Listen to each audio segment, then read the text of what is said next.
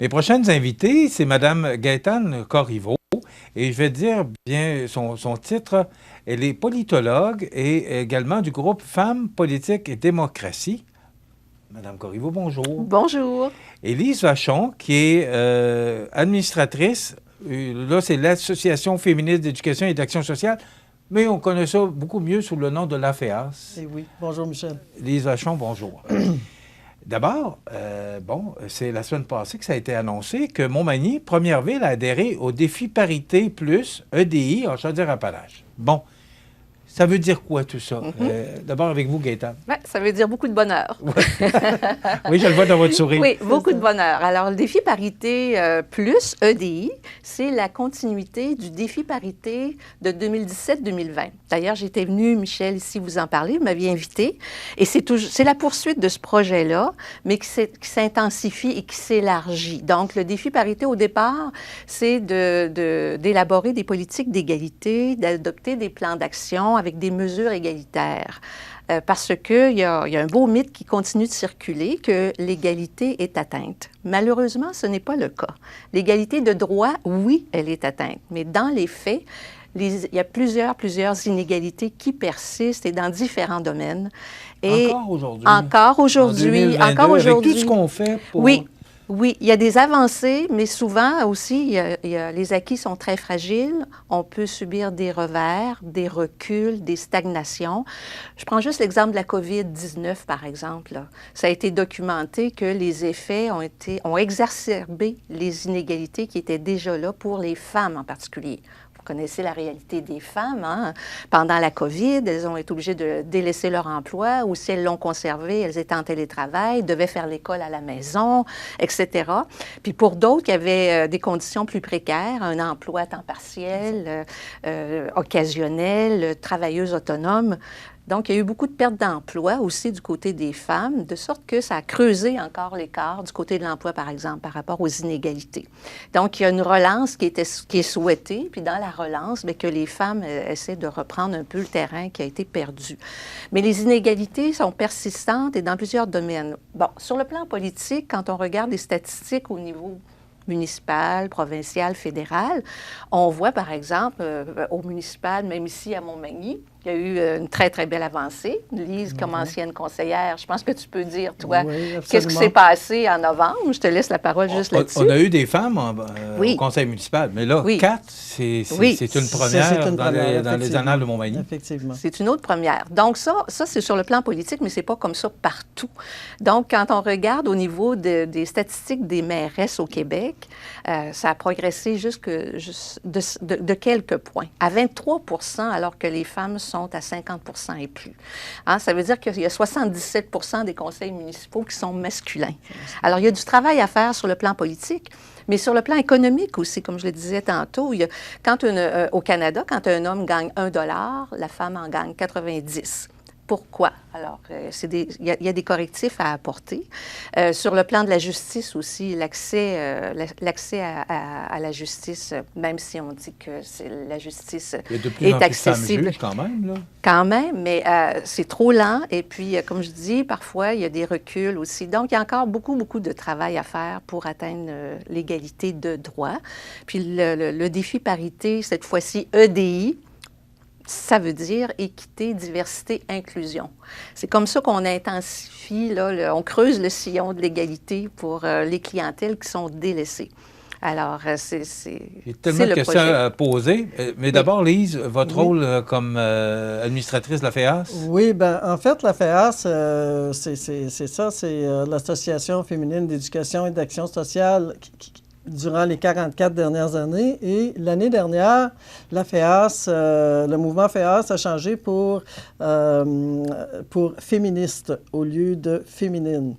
Dans un souci de diversité et d'inclusion, parce que maintenant, on a des hommes qui sont membres de soutien au niveau de la FEAS. Alors, parce que tout ce que Gaëtane disait tantôt au niveau des inégalités, tout ça, bien, écoutez, ça fait 45 ans cette année, nous, que la FEAS de Montmagny travaille justement à cette équité-là, à cette parité-là, par différentes activités, différentes différentes façons de le faire. Et je vous dirais qu'on est en train justement de monter un cahier souvenir avec tout ce qui s'est fait par les femmes de Montmagny. Et juste un exemple frappant, c'est qu'on cherchait des noms de rues, ou peu importe, à Montmagny, qui pouvaient être féminins. Il y en a une. La rue Gabriel R. Deneau, dans toute la ville. Là. La Balance, ce sont toutes des rues, soit, bien, c'est sûr que c'est pas toutes des hommes, mais quand même, là, la majorité... Mais comme il y avait moins de femmes impliquées dans le temps, voilà. C'est peut-être normal. C'est ça, c'est exactement ça. La question qui me brûle les lèvres, c'est, est-ce que la femme aurait moins d'intérêt? Est-ce que ça peut être une raison? Non. Bon, on a toujours vu que les hommes prenaient beaucoup les devants. C'est ça.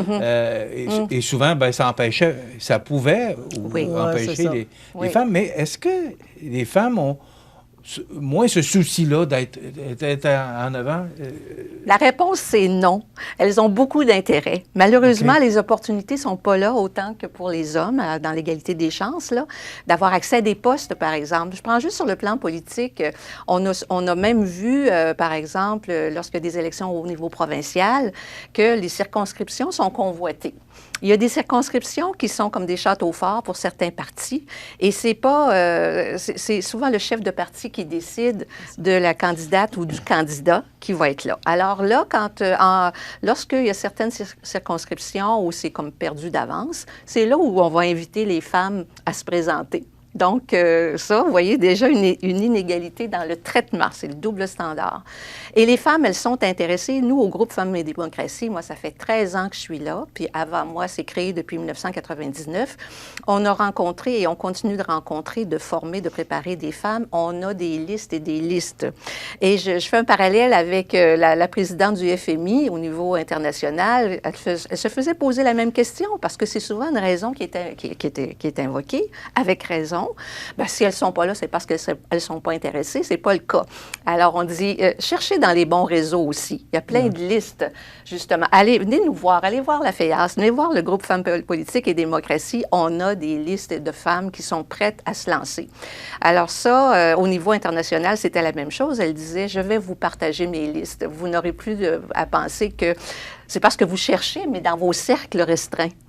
Hein? Alors, il faut aller vers les autres réseaux qui sont organisés puis qui peuvent fournir des listes aussi, puis les femmes sont prêtes. Elles sont prêtes.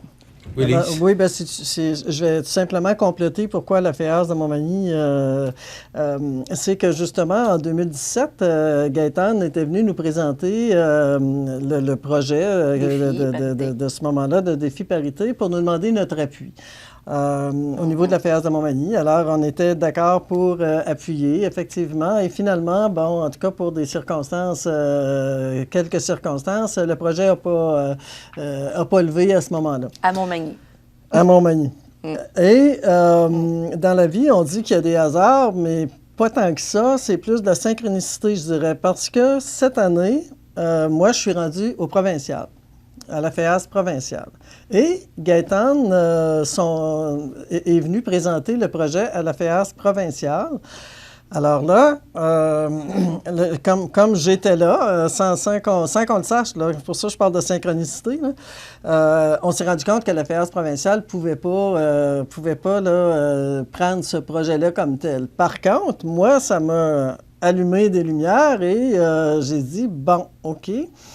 Il y a en Estrie, qu'il y avait des gens, il y avait la Nodière, tout ça, mais dans Chaudière-Appalaches, il n'y avait aucune municipalité, qui faisait partie, qui avait accepté de mettre en place la politique.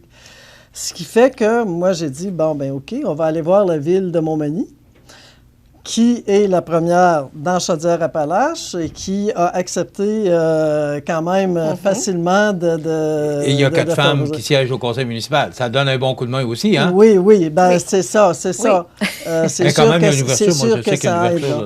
Mais il reste qu'ils ont déjà des chantiers là, qui sont en fonction de ça.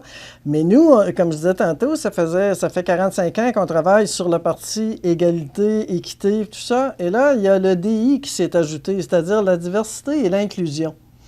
Alors, comme on vient de changer de nom et que là, maintenant, les hommes sont acceptés, des organismes aussi. Les organismes peuvent devenir membres de soutien parce qu'il faut agrandir. C'est sûr que quand on parlait tantôt, c'est pas une situation que les femmes seules vont être capables de mener à bon port.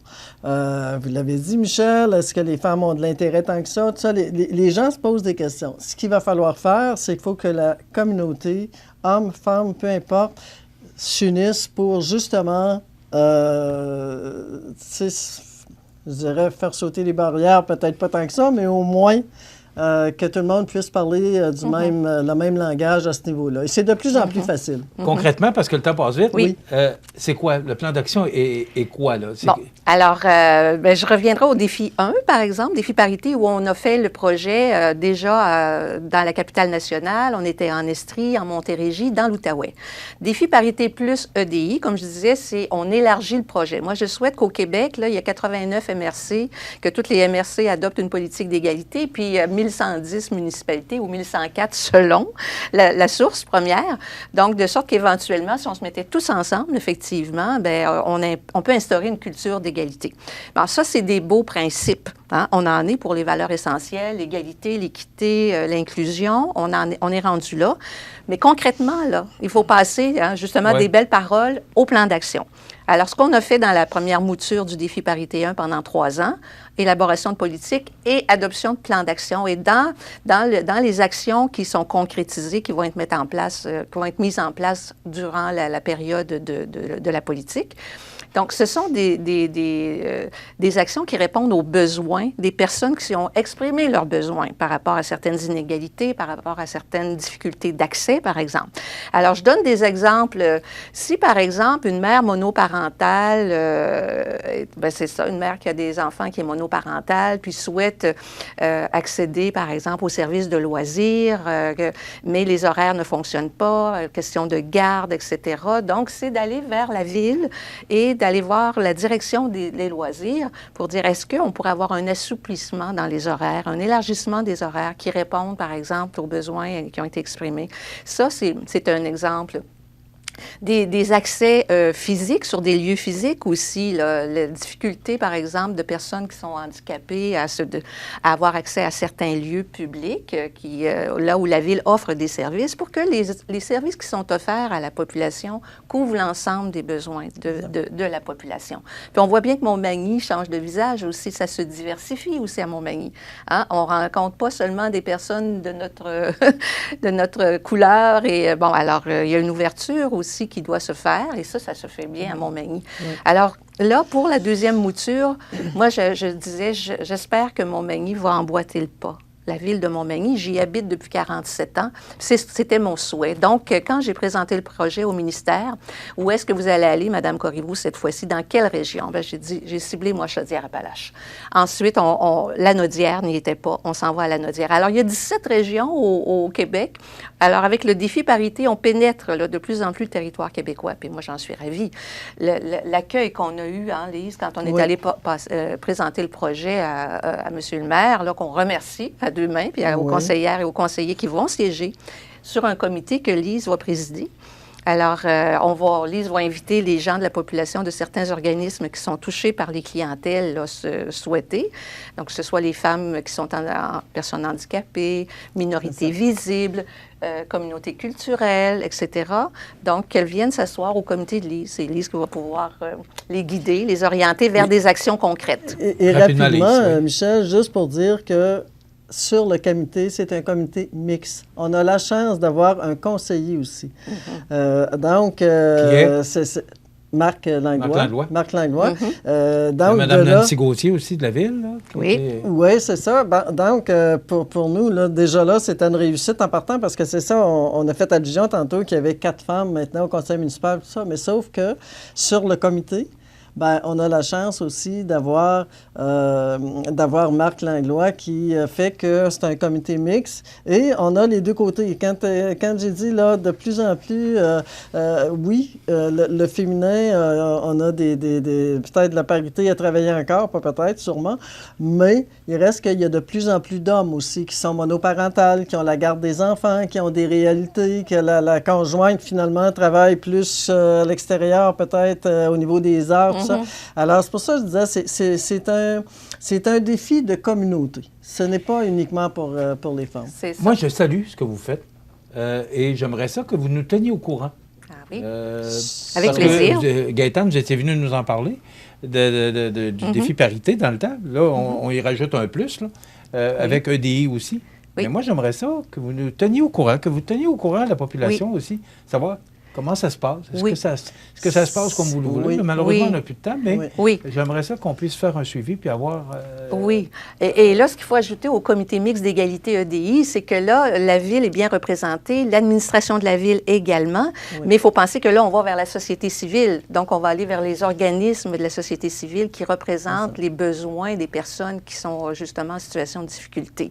Donc, des hommes, il va en avoir, on l'espère, des organismes, et puis des citoyennes et des citoyens. On va suivre ça avec intérêt. Merci. Merci beaucoup d'avoir été avec nous. Merci. Là, c'est Mme Gaétane Corriveau, qui est du groupe Femmes, Politique et Démocratie, qui est politologue, et Lise Vachon, administratrice de l'AFEAS, qui est l'Association féministe, maintenant, d'éducation et d'action sociale. Ça complète. On s'arrête dans quelques instants, les grands titres de l'actualité avec José Soucy.